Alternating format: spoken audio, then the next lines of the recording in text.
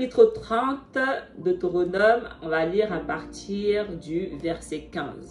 Vois, je mets aujourd'hui devant toi ou bien la vie et le bonheur, ou bien la mort et le malheur. Ce que je te commande aujourd'hui, c'est d'aimer le Seigneur ton Dieu, de marcher dans ses chemins, de garder ses commandements, ses décrets et ses ordonnances. Alors tu vivras et te multiplieras. Le Seigneur ton Dieu te bénira dans le pays dont tu vas prendre possession. Mais si tu détournes ton cœur, si tu n'obéis pas, si tu te laisses entraîner à te prosterner devant notre Dieu et à les servir, je vous le déclare aujourd'hui, certainement vous périrez. Vous ne vivrez pas de longs jours sur la terre dont vous allez prendre possession quand vous aurez passé le Jourdain. Je prends aujourd'hui à témoin contre vous le ciel et la terre. Je mets devant toi la vie ou la mort, la bénédiction ou la malédiction. Choisis donc la vie pour que vous viviez, toi et ta descendance. En aimant le Seigneur ton Dieu, en écoutant sa voix, en vous attachant à lui.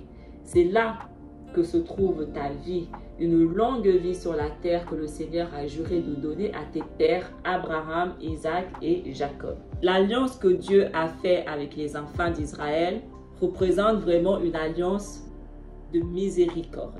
D'accord? Je pense qu'à ce stade, nous avons compris. L'alliance de Moïse, qui est également l'alliance de Jésus, je ferai une vidéo dessus un peu plus tard, parce que les gens ont tendance à croire que c'est deux alliances séparées. Non, non, non. C'est la même alliance. L'alliance de Jésus est juste renouvelée et rendue plus parfaite. Si vous avez regardé déjà mes vidéos où je parle d'Adam et Ève, où j'explique quelques points importants de la Genèse, j'ai même fait une vidéo où j'explique l'arbre de vie et l'arbre de la connaissance du bien et du mal. Lorsque Adam a péché, Dieu l'a chassé du jardin d'Éden et Dieu a fait en sorte qu'il ne touche plus à l'arbre de vie.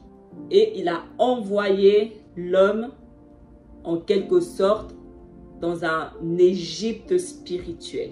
Malgré qu'il avait transgressé, Dieu a quand même eu miséricorde de lui, notamment avec la naissance de Seth, d'où sont issus les enfants d'Israël. On représente vraiment la miséricorde de Dieu. Parce qu'à travers cette alliance que Dieu a fait avec les enfants d'Israël, Dieu replante devant eux, Dieu remet à leur disposition l'arbre de vie et l'arbre de la connaissance du bien et du mal. Il leur redonne une deuxième chance. Il leur redit la même chose qu'il avait déjà dit à Adam. Tu peux manger l'arbre de vie comme tu veux, mais l'arbre de la connaissance du bien et du mal, tu n'y toucheras pas. Et c'est exactement le schéma que Dieu reproduit de nouveau. La Bible nous dit que ce qui est, c'est ce qui a été. Il n'y a rien de nouveau sous le soleil. D'accord? Les schémas se répètent, l'histoire se répète. Il n'y a rien de nouveau. Donc, le schéma se répète tout simplement. On voit qu'à travers cette alliance, Dieu remet à la disposition de l'homme qui est à son image, parce que Israël est à l'image de Dieu, tout comme Adam était à l'image de Dieu. Donc, Dieu lui remet à sa disposition l'arbre de vie et l'arbre de la connaissance du bien et du mal. L'arbre de vie qu'il peut consommer. Et comment est-ce qu'il consommera l'arbre de vie?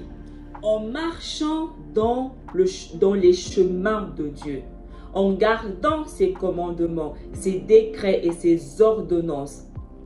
Alors, nous vivons.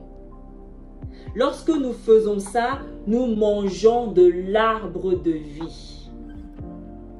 Mais lorsque nous désobéissons, lorsque nous ne faisons pas ça, nous consommons l'arbre de la connaissance du bien et du mal. L'arbre de la mort. Donc Dieu remet la vie et la mort à notre disposition, à ses élus. Et il leur dit, choisissez la vie. En écoutant sa voix. Qui est sa voix? Jésus.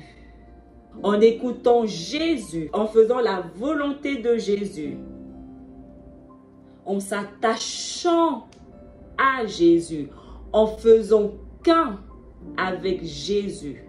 alors on trouvera la vie. Jésus est l'arbre de vie. C'est lui qui donne la vie.